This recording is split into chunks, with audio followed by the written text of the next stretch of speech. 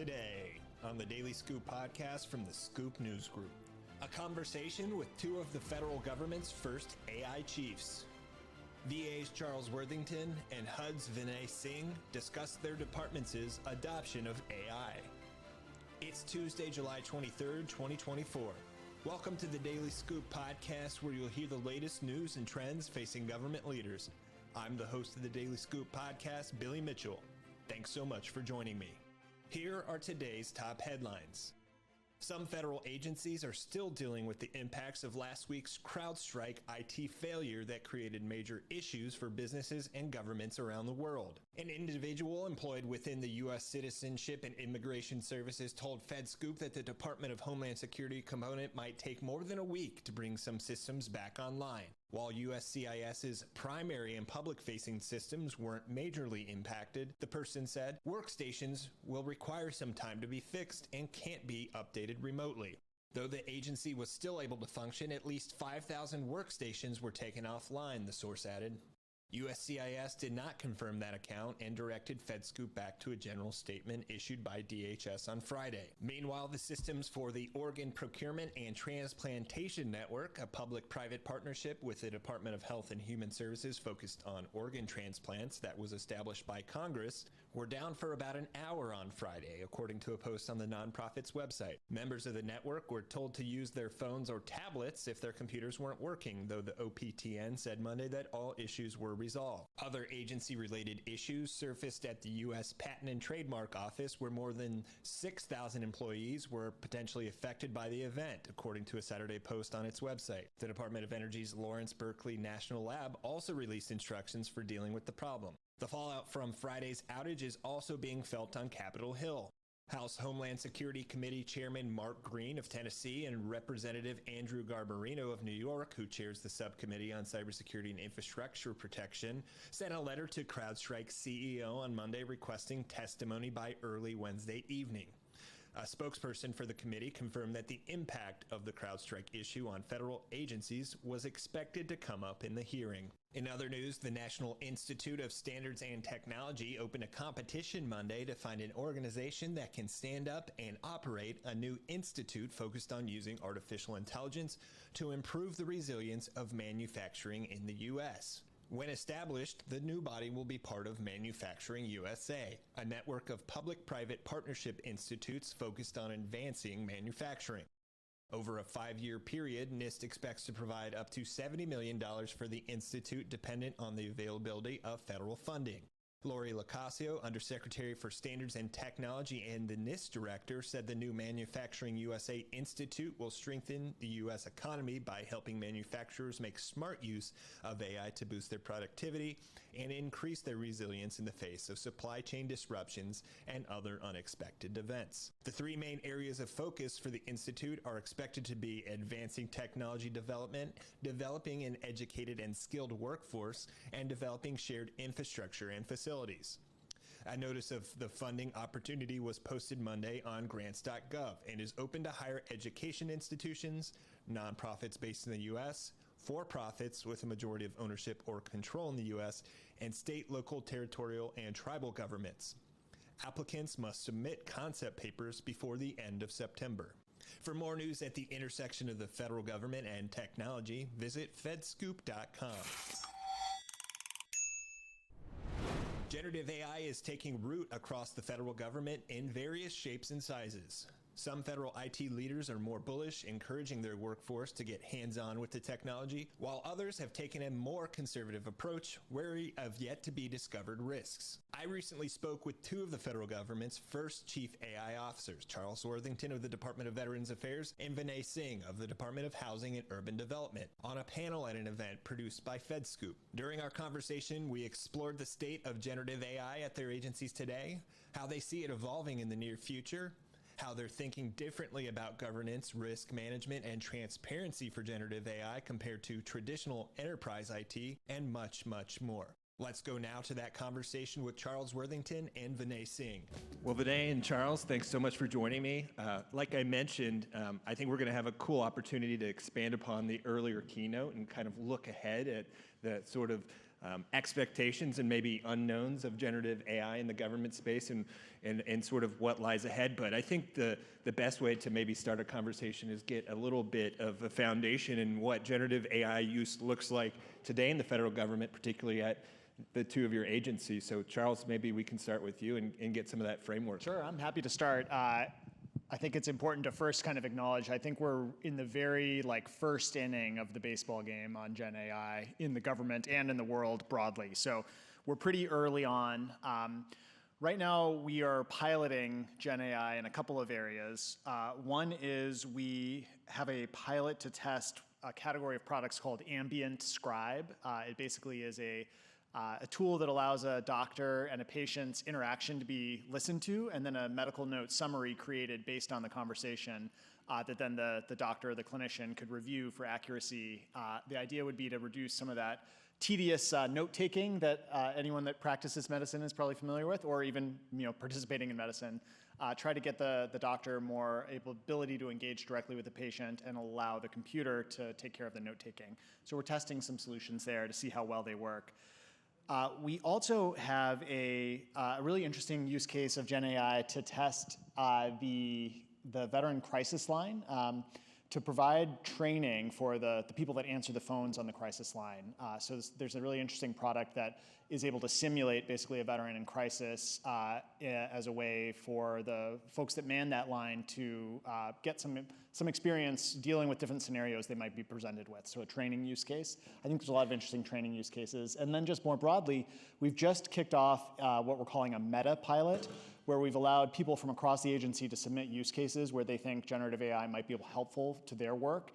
They're able to sign up for this, and we're going to be slowly onboarding them into some of the generative AI tools that are probably similar to the ones you're using at home. So we're just starting that. We're hoping to have some results on that meta pilot in the coming months. Might be the first inning, but it sounds like you've got some runners on base or some runs scored even with those early pilots. Hopefully. We know what the game looks like at least. Exactly. Vinay, I know we talked recently about some of this, but share more on the use cases that you're performing and working on at HUD. So we have one published use case. I heard earlier, go slow to go fast. I don't know who it was credited to, but I know when I was at Discovery Channel, our CFO, Brad Singer, said, when we were putting controls in to go public, people were asking, why are we doing this? It's going to slow down our mission. And he used to say, why do you put brakes on a Ferrari, right? And it's to go faster, right? So we are not using it. We have, like I said, one published use case that we're exploring. There's a couple things that we're evaluating across, not just within HUD, but our ecosystem on generative AI. A lot of what Charles talked about, the document summarization, insight extraction, these are low-hanging fruit elements, and we want to do that right. So we're still just kind of in the forming, and hoping by the end of this year to get into that norming phase. Well, that counts as well. There's a lot of hype around generative AI today. It's the biggest, I guess, subsection of AI out there right now, and it's really driving into the consumer commercial world. But in the government space, I'm curious to hear from each of you how you see it evolving as you're going through that experimentation and exploration phase. How do you see it, or maybe not see it, really evolving, maturing, and remaining as a key part of your IT enterprise in the years ahead? And what might it look like in the future? I know that's maybe hard to predict, but are you starting to forecast what Gen AI, what that role it may play in your enterprise in years down the road, and how it might sort of evolve as time goes on? Maybe I'll pose a question to the audience. How many of y'all have played with one of the generative AI tools like OpenAI, GPT? Okay, now how many of you have used one of those tools in the software that you use for work provided by your employer? Okay, so that gap right there is the challenge that I think we have to fill. And as I said, I think we're in the first inning right now. It's almost like if spell check, was first released, except it was released as a standalone app that you had to paste it into and get the thing to summarize your document, or check your document, tell you all the words that were misspelled, and then it was your job to flip back to the document and correct all the errors, right? I think probably that is how spell check first rolled out, and then over time it became baked into the operating system and into the tools we use. And so I think that same thing is going to happen with these tools. I think a lot of the most exciting opportunities is in basically using these sorts of tools to understand your intent and then execute that intent in the software. And a chat interface of just text is like the very simplest version of that you could probably create. But I think a lot more interesting use cases, especially in work use cases, are when the interface is not just a text box or a document, but rather a complex piece of software. So you think of like a medical system or a healthcare record system, or really probably a lot of special purpose software that's built in various government agencies to help with their workflows. Having that software be controllable by your voice or by a system that can understand your intent, I think is a really huge opportunity, and it's going to take a lot of time to update all of those apps, obviously, because that's complicated integrations, but I think that's a lot of where I'm most excited about where this could go in the future. Great thoughts. Vinay? Yeah, I'll say, I mean, everything Charles said is right in kind of that evolution, right? I think right now people are looking at this as a revolution, and there's just a lot of concern, but showing that the roadmap is evolving.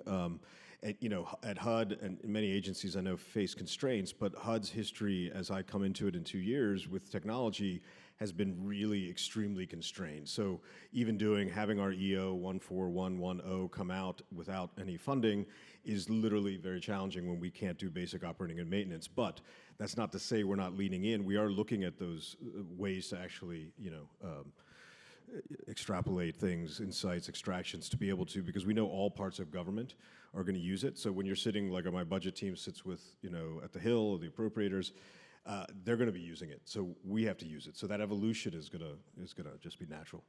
Can I just say I love that HUD has made their CFO the Chief AI Officer?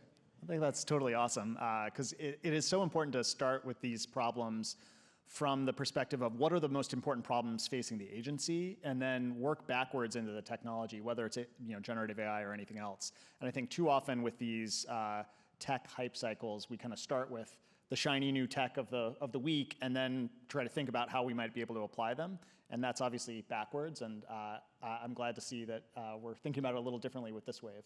Yeah, it is quite interesting to see the different roles and how we actually talked about this on a recent panel at AI Talks. And the CAIO at different agencies could be the CIO or the CTO or the CFO or any number of C-level roles. So that's incredibly interesting. I'd be curious, as two of the first CAIOs in government, you're at the cusp of this really nascent, growing, evolving tool set. So how are you thinking strategically? We kind of described what the future could like, but how are you thinking about getting from point A, where we are today, to point B, and what does that look like in the near term, the long term, everything in between? But mostly, what is that strategy that you're working on to get there? We have laid out our AI agenda in kind of what I would say 4 lanes, and they kind of build on top of each other. The first is the strategy and the policy. How are we going to approach this, and how are we going to govern it? The second is the infrastructure and the tools. The third is the workforce, both the people that are going to be implementing it, but also the people that are going to be using these tools. How do we get them ready for it? And then finally, it's the use cases themselves. And I think we need to work on all 4 of those things simultaneously, because I think we're going to learn, each of these streams are going to help. As we trial a use case, we're going to learn more about what does and doesn't work about our governance framework, and what we need to help our workforce with. So we're really pushing forward on all 4 of those things together. And I think we're going to have to be very flexible in this role. Obviously, it's a new role. It's a very new tech. And I think we have done at the VA a lot of great thinking already over the past several years about some principles that can guide us. And that has been something that I think we're going to lean a lot on, is we really have this core set of principles that we want to be rock solid on. We want our use of artificial intelligence to be purposeful, meaning that there's a clear benefit or reason for doing this. We want it to be effective and safe, secure and private, fair and equitable, transparent, as well as accountable and monitored. And I think we're going to figure out the different ways to apply those principles as this technology evolves and as we see what works and what doesn't work in terms of governance. But I think having those trustworthy principles has been really helpful for our agency, and we're really trying to stick to those as we proceed. There's so much I can go on here, but I think strategically to support, first it does start for us with the people, right? So again, our mission is critical as well. These principles that Charles laid out, as well as the House put some, I think, similar guardrails out. And so there is, human-centered AI, responsible AI, ethical AI. And so those are critical and the heart of protecting our mission. So we don't want to harm that, right? But there's the low-hanging fruit where we can amplify the mission. So the strategy really is first, roll it out, get training for our folks, AI literacy, right? Like, what does it mean? What can it do to start getting people to be, not as afraid of what it is? I think it all starts with that. But then the framework or the roadmap that we're starting to develop and just discuss internally and learn from a lot of agencies in these sessions that I come to is kind of three circles with data in the center. And at the top, I would say, I call it people, process, and platforms. So looking at it from that lens. Then I've got the governance, risk, compliance, which is fairly straightforward. And then the more interesting one, because it's the first time we've seen federal government lean in on innovation and technology, right? So IEE is what I'm calling it, innovation, engagement, and experience. The engagement obviously comes from, because, HUD, our funding doesn't go directly to the citizen. There's a lot of folks involved, local governments, state governments, tribal, nonprofit, industry. So that engagement with all these folks is critical to just understand how they're using it and how we have to protect the mission if it's used incorrectly, right? Like last week or two, we put out two pieces required by the EO on the use of AI with tenant screening and advertising and housing. So those are kind of the first markers. And then the last E, experience, I don't want to leave that out because I am starting to frame that as moving from a return on investment, being a CFO and saying what can this do, in really saying AI will amplify and change government citizen service delivery, right, to being return on experience. That's the frame we're trying to go in with. And I'm glad you mentioned the workforce. I think we'll get to that in a moment. But on the note of the EO and some of the policy that's come out corresponding with it from OMB, I'd love to just briefly touch on the both of those because I'm curious from your perspectives. Of course, nobody wants to ask for more unfunded mandates, but I'm curious if the policy environment that those two guiding, flagpole documents lay out is enough. Is there sort of the environment that is needed from the CAIO's role to be successful in your role, or do you need more from a policy perspective at this point? I think the executive order for federal agencies, particularly, there's a lot in there. I think there's a lot we're going to have to absorb and then test. This is new to everybody.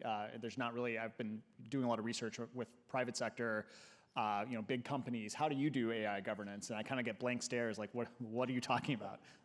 So this is like a very new concept, and I think that we're going to have to let what has currently been issued just recently settle a little bit before we know the appropriate next steps to take in terms of how agencies use AI. But that's why I said I think those principles, which I think are alluded to in the executive order, and we've kind of enshrined at the VA, I think those can be the North Stars that will guide us in this, and we'll be not too far off as long as we stick to those.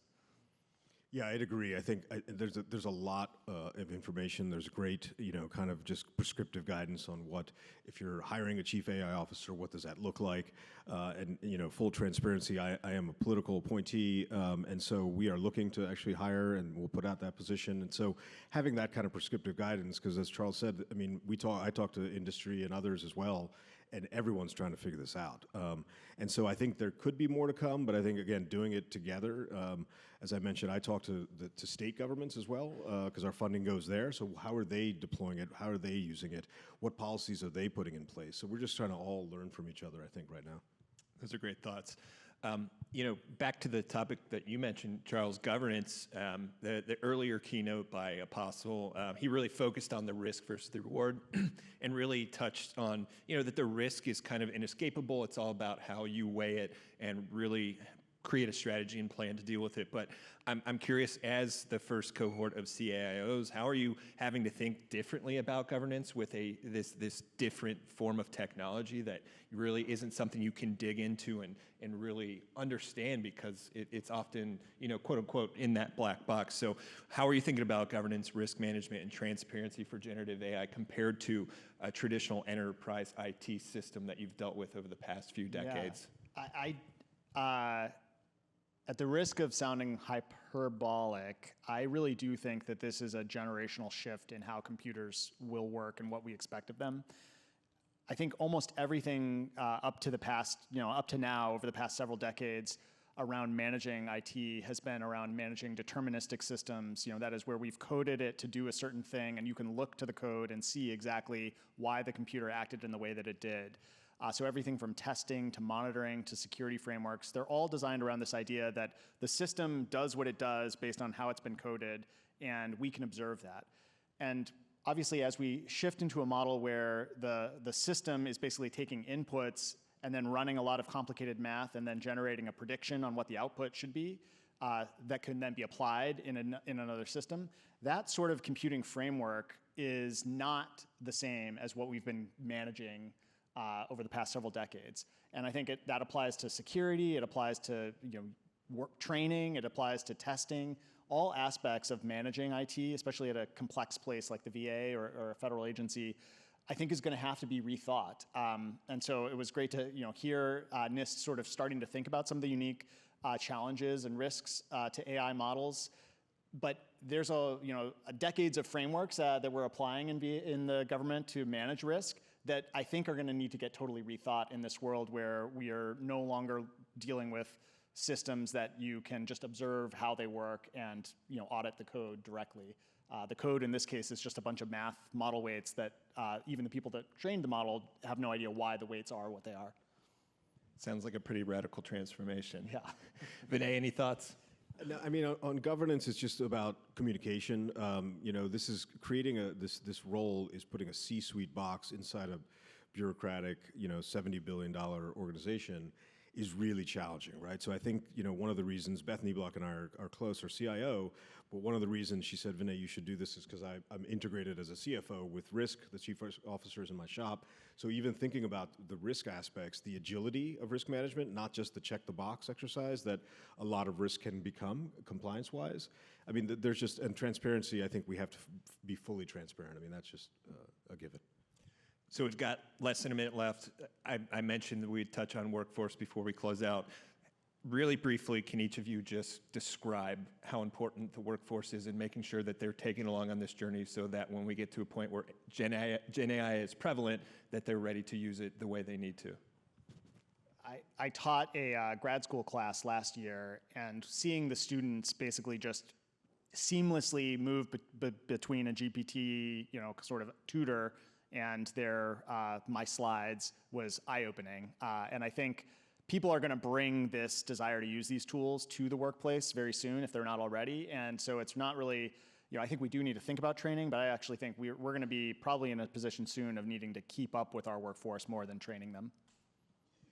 Yeah, I would just say, I mean, it's top of mind for me also as a department.